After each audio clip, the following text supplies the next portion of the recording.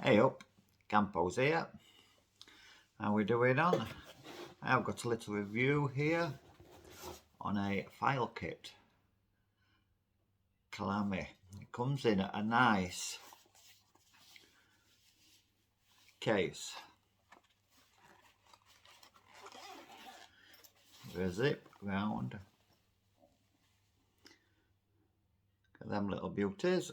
Let's put it on the desk and have a look. Here we have the set of 12. There's 6 diamond ones and 6 tungsten steel ones. They've all got slightly different curves and angles on each one, so you can get into the shape where you need. Flat with curved tops, bigger flat ones, and slightly different gradients of smooth roughness with smoothness. For the price, they're a bargain if you just need that little job.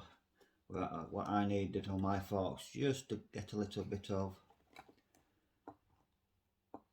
stuff filed away. And in this little handy case, so you can keep them without losing them. All nice and neat. Beautiful little item.